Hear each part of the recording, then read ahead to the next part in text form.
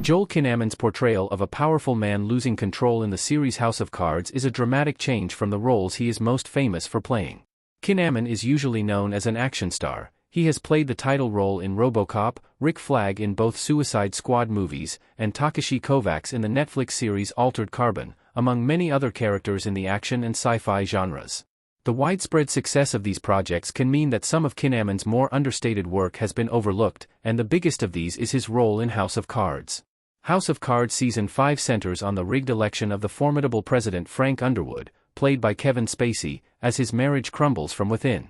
The series includes plenty of smart and powerful characters, all trying to take down the corrupt Underwoods, but there is little action in the style of, for example, RoboCop.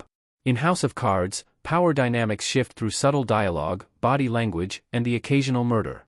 Here, Kinnaman plays Republican presidential candidate Will Conway, who is out of his depth and beginning to spiral.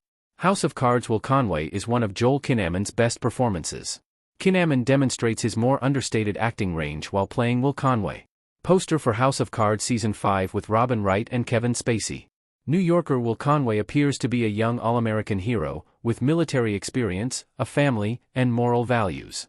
However, Conway is also arrogant, image-obsessed, and easily susceptible to stress. As events in House of Cards Season 5 develop and the negative aspects of his character are amplified, Conway's facade starts to break down and Kinnaman's performance adapts. He told The Hollywood Reporter, "You get to go to his dark place, it's actually more fun to play a character that's unraveling." Kinnaman conveys Conway's turmoil and instability without veering into comic book action territory, even when Conway hijacks a plane. The situations in House of Cards require mental resilience over physical strength, so when Conway finds that flexing his political muscles does not always work, Kinnaman uses silence to create tension, as the audience knows that this character can be unpredictable.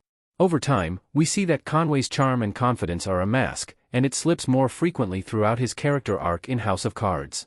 Kinnaman uses subtle gestures and facial expressions to convey Conway's barely contained frustration, fear, and rage, sometimes within the same scene.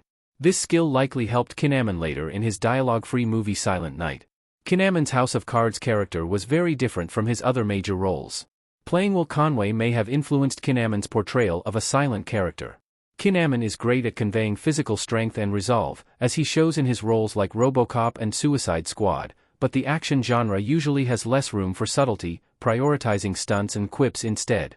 The restraint he displays in House of Cards would not have worked in many of his major roles. When Kinnaman plays a super soldier or vigilante, like Takeshi Kovacs, the protagonist he plays in Altered Carbon, Season 1. House of Cards' Conway is almost the opposite, a troubled man on the edge of breaking point, but with the appearance of a charming hero. In the John Woo movie Silent Night, Kinnaman plays nonverbal character Brian, who is on a revenge mission after his vocal cords are damaged, and his young son is killed in a drive-by shooting. This role challenges Kinnaman and allows him to continue demonstrating his more subtle acting talents, just as he did in House of Cards. This dialogue-free acting ability was essential for the role of Conway, whose emotions had to be believable even as he tried to hide them, and is just as necessary to Joel Kinnaman while playing Brian, who must express himself without dialogue.